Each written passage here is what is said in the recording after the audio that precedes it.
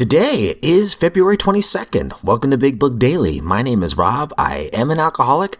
It is a thrill, honor, and joy to be here with you today as we journey through the Big Book of Alcoholics Anonymous and the 12 Steps and 12 Traditions. Yesterday we finished up the core text, the first 164 pages of the book, and now we're going to start getting into some personal stories, all beginning with Dr. Bob here, and it's entitled Dr. Bob's Nightmare.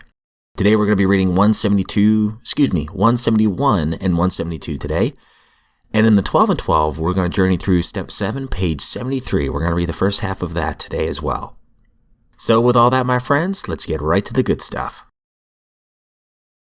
Just to give you some context here, so these are the personal stories post 164 here of the Big Book. So these personal stories here, there's a bunch. It says, how 42 alcoholics recovered from their malady, beginning with the story of Dr. Bob, a co-founder of AA. There are here presented 3 groups of personal histories. And these personal stories are divided into 3 parts. The Pioneers of AA, that's part 1. This group of 10 stories shows that sobriety in AA can be lasting. Part 2, They Stopped in Time. These are 17 stories that may help you decide whether you are alcoholic, and also whether AA is for you. And finally, part 3, They Lost Nearly All. And this is about those who believe their drinking to be hopeless, that they may again find hope in these 15 impressive tales. So with all that, guys, we are getting to part 1, Pioneers of AA. Dr. Bob and the 9 men and women who here tell their stories were among the early members of AA's first groups. All 10 have now passed away of natural causes, having maintained complete sobriety. Today, hundreds of additional AA members can be found who have had no relapse for more than 50 years. All of these, then, are the pioneers of AA. They bear witness that release from alcoholism that can really be permanent. So the only other suggestion I can make, guys, as we begin the section of the Pioneers of AA, and as we begin Dr. Bob's story, is to listen for the similarities. That's what some of my friends in recovery have told me. Don't look for the differences. Don't say, oh, that's not me. No, I don't think like that.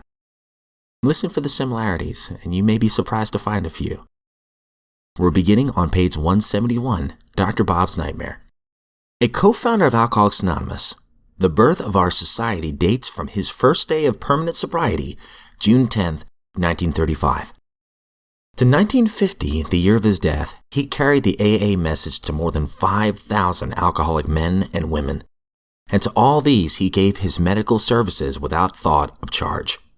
In this prodigy of service, he was well assisted by Sister Ignatia at St. Thomas Hospital in Akron, Ohio, one of the greatest friends our fellowship will ever know. Here's Dr. Bob's story. I was born in a small New England village of about 7,000 souls. The general moral standard was, as I recall it, far above the average. No beer or liquor was sold in the neighborhood except at the state liquor agency, where perhaps one might procure a pint if he could convince the agent that he really needed it.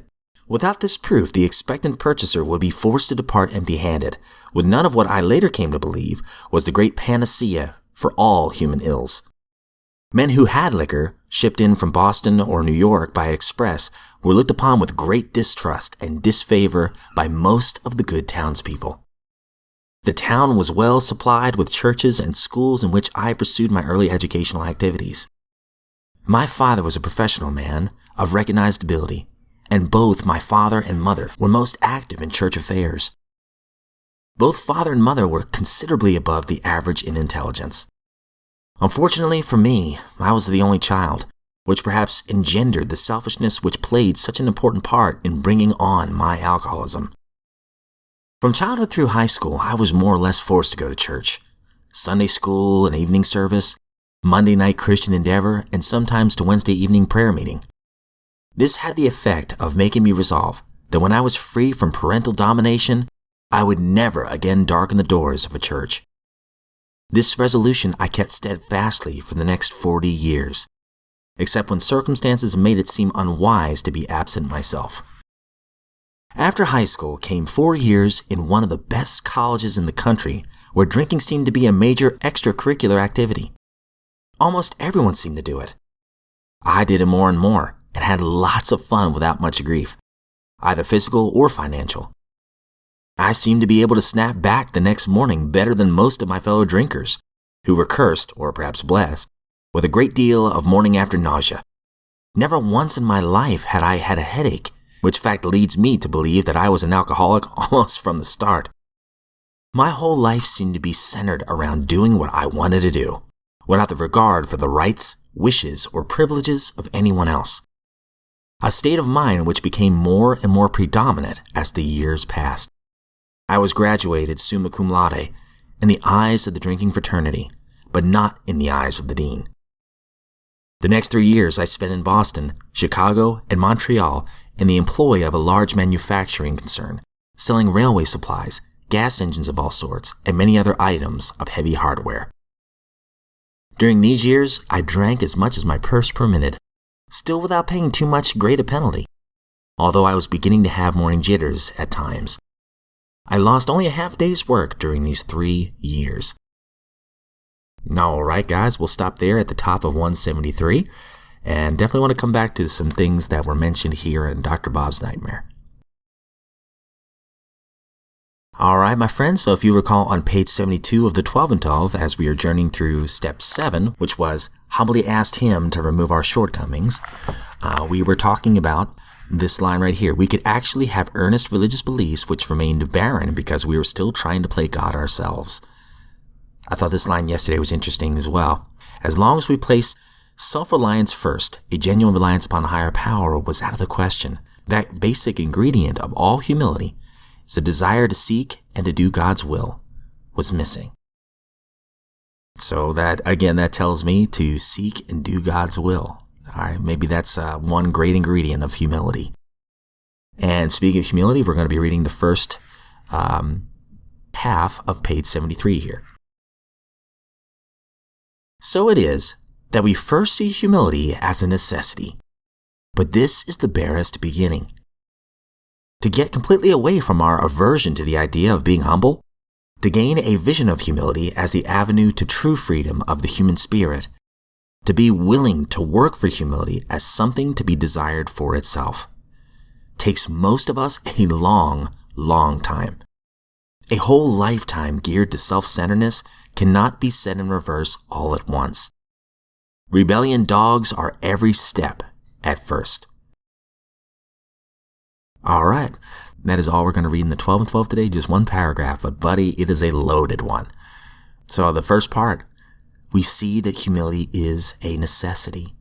A necessity. That is one of the foundational pieces of sobriety, is humility. You know, and that's where step 1 begins, right? We admitted we were powerless over alcohol. Who wants to admit that? You know, the next line, to completely get away from our aversion to the idea of being humble. I didn't want to be humble. I mean, who wants to admit defeat? So I have to pray for that every single day. You know, God, help me to be teachable. Help me to be humble today. Help me to put others before myself. Because it says right here, just at the bottom of this one paragraph, a whole lifetime geared to self-centeredness cannot be set in reverse all at once. I have had a whole lifetime geared to self-centeredness. And the funny thing is, I thought I was a pretty good guy before sobriety. And not to negate everything before sobriety for me, but, you know, I did a lot of, I guess, good things. I hope so. But I didn't realize how self-centered I was until sobriety, until I started doing some work in the steps. So when I still mess up, when I still do some self-centered things, my messed up brain, I start to beat myself up and I go, oh no, can you believe this? Here we go again. You know, it's just a matter of time, Rob. You're going to relapse, you know, or, you know, you're a horrible person, Rob. What are you doing? You know, I thought you would have grown so much more than this at this point. And that's nonsense. That's just negative self-talk. That's not helping anybody. It takes time, and it takes a lot of prayer. And it takes, for me, continual surrender to self-centeredness. And that's why I pray the 3rd step prayer every morning and throughout the day. Relieve me of the bondage of self, that I can better do your will. It's a lifetime thing for me. And I'm glad this slides in here. A whole lifetime geared to self-centeredness cannot be set in reverse all at once.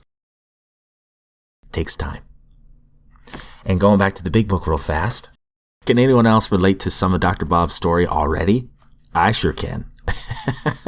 I'm going to try to remain as anonymous as I can here, but I grew up in at first I grew up in a Catholic faith in a northern state. And then when I moved down south, I grew up in a very legalistic denomination. And attendance was a big thing. And if you didn't show up twice on Sunday, once on Wednesday, and at least my perception was people were judging you.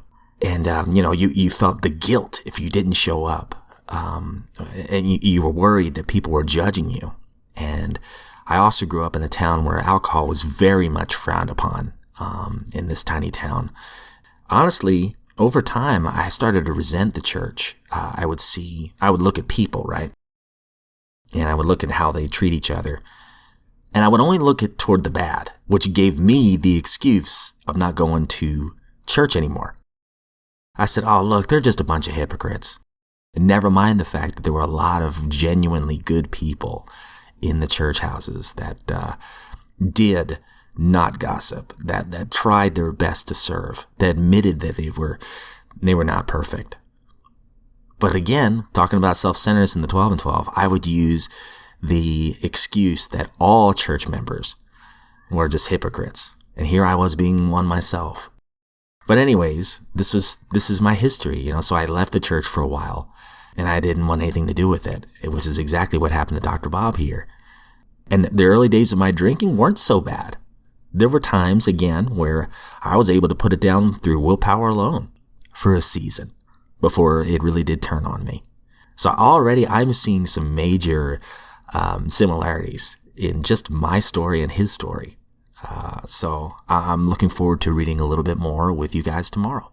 So with all that, my friends, it is an honor, it is a privilege, and it really is a joy for me. I mean, I've got a smile on my face right now. That's not just because I have a cup of coffee by my side.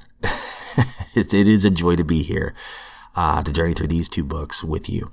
Thank you so much. I wish you all the best, and I'm looking forward to seeing you back here tomorrow.